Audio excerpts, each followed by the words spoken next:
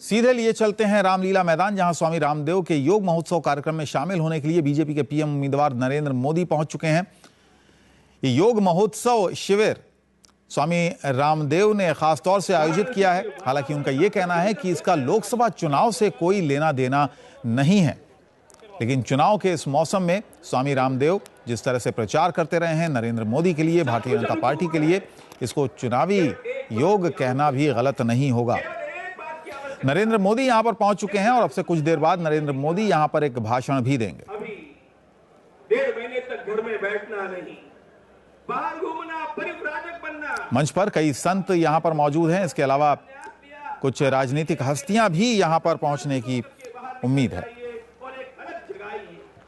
वो अलग जगाइए जो भगत सिंह ने जगाया था, जो राजगुरु ने जगाया था, जो सावरकर जी ने जगाया था, जो शिवाजी महाराज। आपको बता दें कि एक अखबार ने हालांकि पिछले दिनों एक बयान छापा था जिसमें स्वामी रामदेव के हवाले से कहा गया था कि रामदेव ने नरेंद्र मोदी के बारे में कहा है कि नरेंद्र मोदी प्रधानमंत्री बनने की जल्दी में हैं। हालांकि रामदेव ने इस बयान को खारिज किया था। उन्होंने कहा कि उन्होंने कभी ऐसा बयान नहीं दिया। उन्होंने उस अखबार को प्रमाण लाने के लिए भी कहा था और उसके बाद उनकी तरफ से ये सफाई भी आई थी कि उन्होंने इस तरह का कोई बयान नरेंद्र मोदी को लेकर नहीं दिया है। उन्होंने सिर्फ इतना कहा कि उन्होंने संभल कर चलने का बयान जरूर पार्टी को दिया है। जो थकते नहीं, जो रुकते नहीं, जो झुकते नहीं और जो बिकते भी नहीं, हम लोगों को अपने सामने आने वाले 1.5 महीने। हालांकि स्वामी रामदेव ने यह भी कहा कि चुनाव से इस योग महोत्सव का कोई लेना देना नहीं है, लेकिन कुछ देर पहले स्वामी रामदेव जो बोल रहे थे वो वोट को लेकर था, सरकारों को लेकर था, जनता को लेकर था।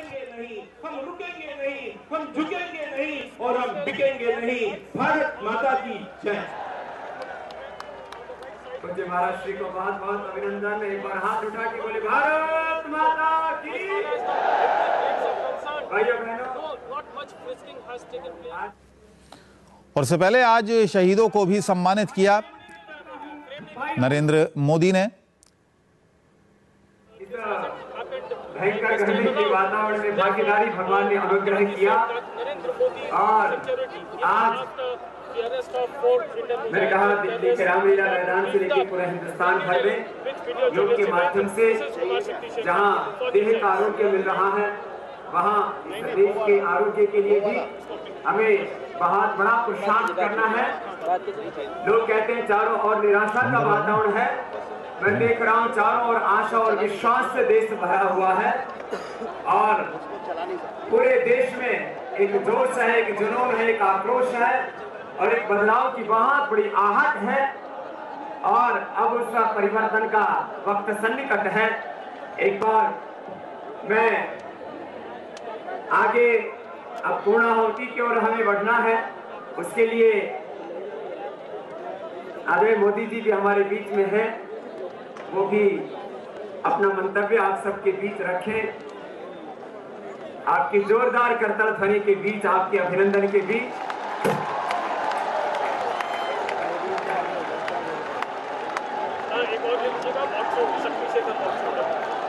बोले भारत माता की। तो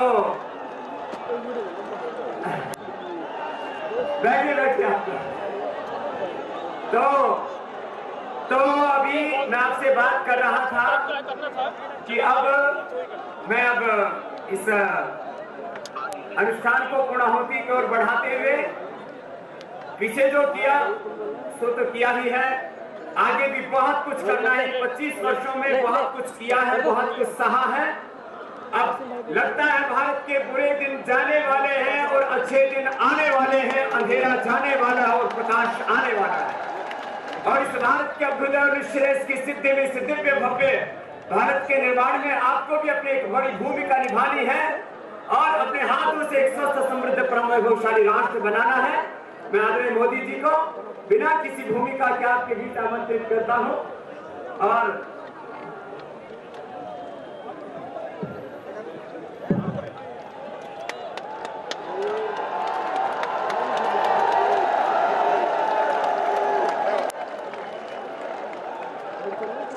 मंच पर विराजमान पूज्य संतगण, देश और दुनिया में योग को एक जन आंदोलन में परिवर्तित करने का एक महान काम किया है। ऐसे पूज्य रामदेव जी,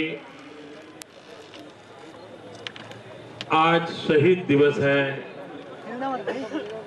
भगत सिंह, सुखदेव, राजगुरु के परिवारजन हमारे बीच में हैं। मैं कहूंगा शहीदो, आप कहिए अमर रहे, अमर रहे। शहीदो, शहीदो, शहीदो। देश की आजादी के लिए बलिदान देने वाले अनगिनत देशभक्तों को मैं प्रणाम करता हूं, आदरपूर्वक श्रद्धांजलि देता हूं।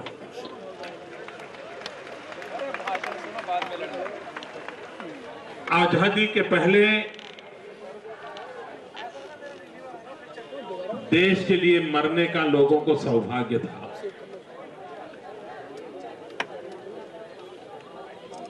आप में से मेरे जैसे बहुत लोग हैं जो आजादी के बाद पैदा हुए हैं। हमें आजादी के लिए मरने का सौभाग्य तो नहीं मिला, लेकिन हमें भारत के लिए जीने का सौभाग्य तो जरूर मिला है। और आज समय मैं शहीद हो जाऊंगा, मैं बलि चढ़ जाऊंगा, मैं मर जाऊंगा, इस भाषा का कोई उपयोग नहीं है। आज तो एक ही बात का उपयोग है कि मैं देश के लिए खप जाऊंगा। मेरा कण कण, मेरा क्षण क्षण 125 करोड़ देशवासियों के काम आए, भारत माता के काम आए। यह संकल्प सभी देशवासियों का हो सकता है। कुछ वर्षों के बाद भारत की आजादी को 75 साल होंगे। हमारे यहां 75 साल अमृत पर्व के रूप में मनाया जाता है। हम संकल्प करें, भगत सिंह, सुखदेव, राजगुरु, ऐसे अनगिनत महापुरुष जिन्होंने आजादी के लिए अपना जीवन खपा दिया था, जेलों में जिंदगी गुजारी थी, आंदोलन किए थे, शहादत मोल ली थी, उन सभी का पुण्य स्मरण करते हुए यह देश संकल्प करे कि इन आजादी के लिए जीने मरने वाले महापुरुषों को आजाद हिंदुस्तान के जब 75 साल हो, तब उन्हें हम कैसा देश समर्पित करें, उनके चरणों में हम कैसा सपना पूरा करके दिखाएं। आज घड़ी है उस संकल्प की। अमृतमय भारत आजादी के 75 साल पर, जहां नौजवान को रोजगार हो, गरीब से गरीब को भी रहने के लिए घर हो, घर में नल हो, नल में पानी हो, बिजली हो, शौचालय हो। क्या देश के गरीब से गरीब व्यक्ति के लिए इतना सपना हम नहीं दे सकते? किसान को उसके खेत में पानी मिले, क्या ये हम नहीं कर सकते? अगर हम इन सपनों को लेकर के चलते हैं तो आजादी के 75 साल पर, अमृत पर्व पर हम भारत की बहुत बड़ी सेवा करके भारत को नई ऊंचाइयों पर ले जा सकते हैं।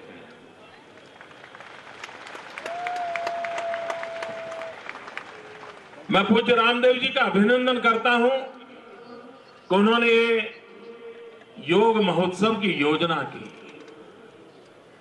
टेक्नोलॉजी का भरपूर उपयोग किया और एक साथ मैं नहीं जानता हूं आज अगर Guinness book of world record वालों को बुलाया होता तो शायद ये वर्ल्ड रिकॉर्ड में प्रस्तावित हो जाता कि एक साथ हिंदुस्तान के 600 से अधिक जिलों में करोड़ों लोग एक ही जगह से योगा को किया जा रहा है।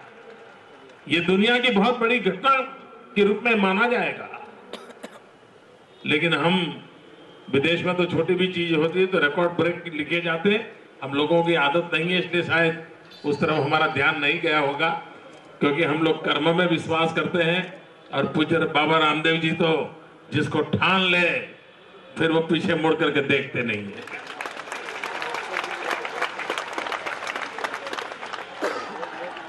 हमारे यहां योग की जो कल्पना थी वो पहले ऐसी थी कि भाई ये तो गुम्फाओं में संतों महंतों का ही विषय है, इसके बाहर नहीं जा सकता।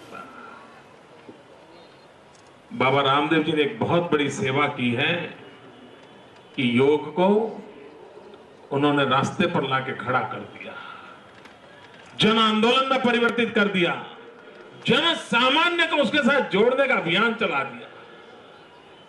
उन सारी कल्पनाओं को उन्होंने ढेर कर दिया कि ये तो कुछ ही लोगों का विषय है। और मुझे इस बात की खुशी है कि जो इतना बड़ा विराट रूप है आज इस योग आंदोलन का, इसका प्रारंभ सूरत में हुआ था।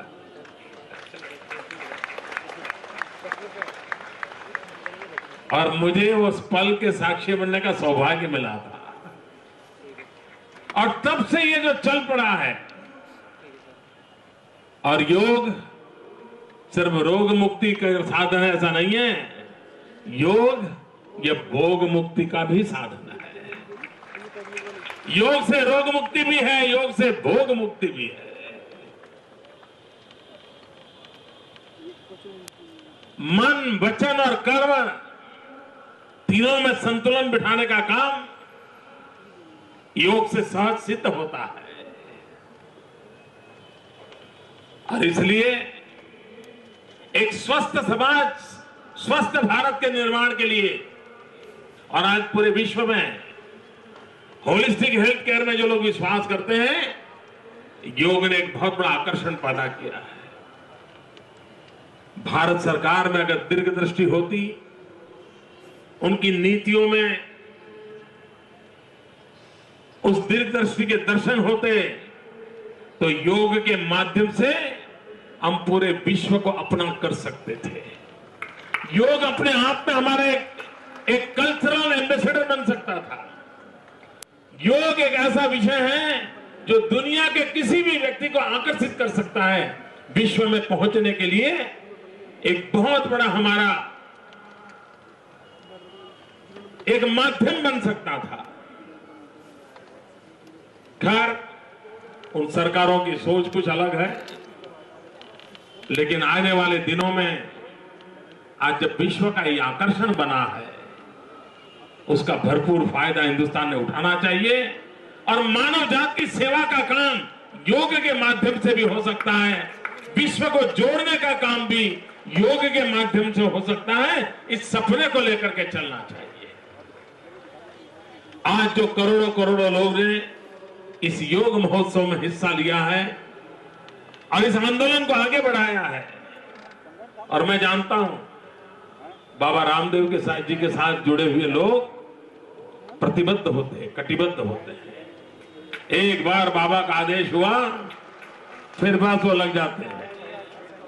ये विश्वास उन्होंने पैदा किया है। योग के माध्यम से राष्ट्रभक्ति का जागरण किया है।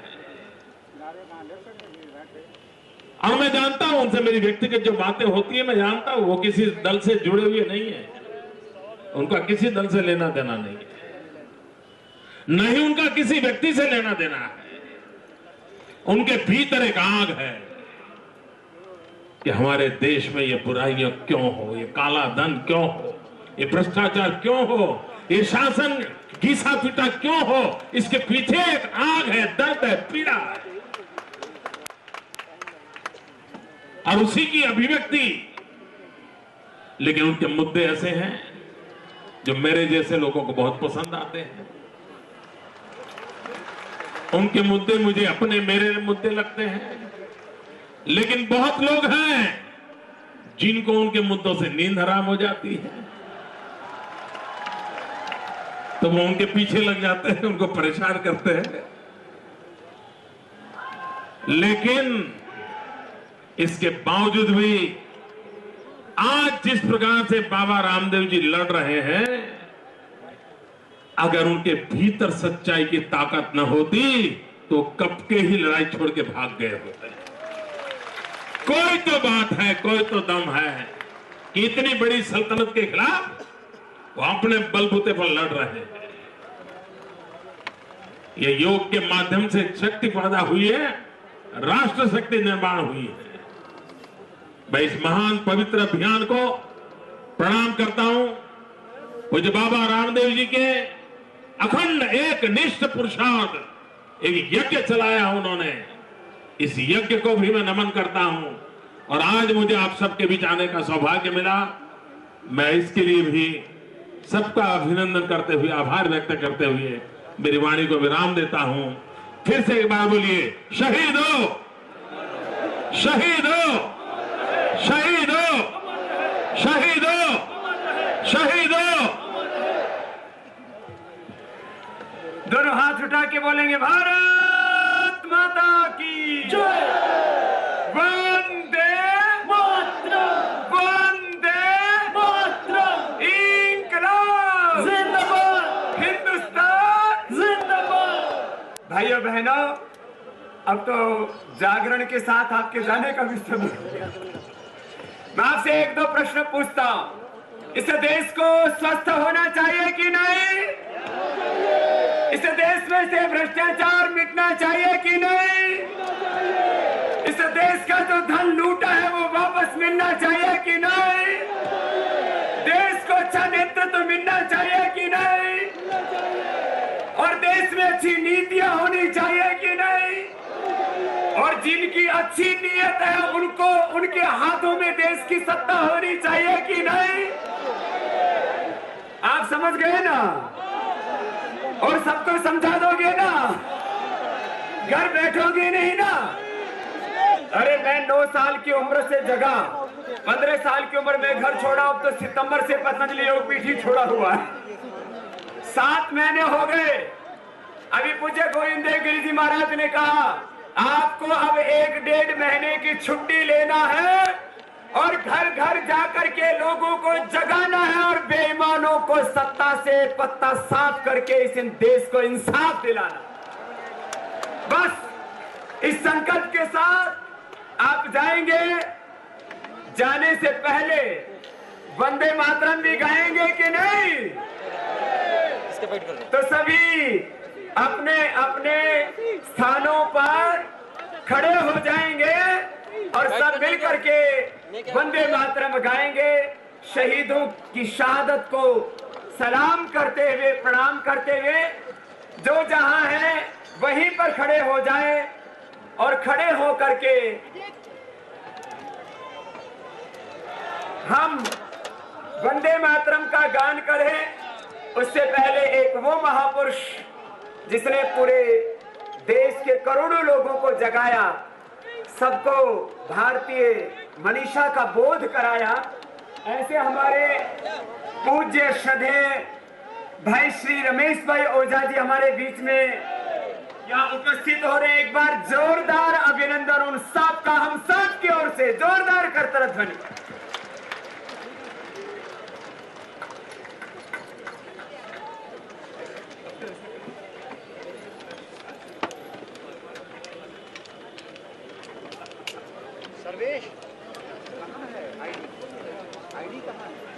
तो आप सभी खड़े ही रहिए। अभी देखो, जाते जाते महापुरुषों के ज्ञान का प्रसाद और उनके दर्शन का सौभाग्य मिल जाए। साधुनाम दर्शनम पुण्यम तीर्थ भूता ही साधवाः। साधु चलते फिरते तीर्थ होते हैं और उनके दर्शन मात्र से जीवन में प्रेरणा मिलती है और अपने भीतर के का महामानव, अपने भीतर का महापुरुष, अपने भीतर की चेतना जागृत होती है। तो एक बार सभी कुछ पलों के लिए ठहर जाएंगे और मैंने कहा वंदे मातरम गाने से पहले पूज्य भाई श्री के कुछ यहाँ पर आशीष हम सबको मिले, इसके लिए एक बार भाई श्री का सबकी ओर से पुनः बहुत बहुत अभिनंदन करते हैं, उनको वंदन प्रणाम करते हैं, जिनका बहुत बड़ा अनुष्ठान राजकोट में ज्ञान यज्ञ का चल रहा था। मैंने कहा भाई श्री कथा पूरी होने के बाद यहाँ पर भी रामलीला मैदान से लेकर के पूरे हिंदुस्तान के प्रत्येक जिले में जो योग महोत्सव हो रहा है, इस कार्यक्रम का सीधा प्रसारण विज्ञान के माध्यम से प्रत्येक जिले में हो रहा है, उन सबको अपना आशीष देकर के अनुग्रहित कृतार्थ करें। पूज्य भाई श्री सबको आशीर्वाद के कुछ शब्द अवश्य कहें इस योग महोत्सव पर शहीदों की शहादत को सलाम करते हुए। पूज्य रामदेव जी महाराज, पूज्य गोविंद देव गिरी जी महाराज।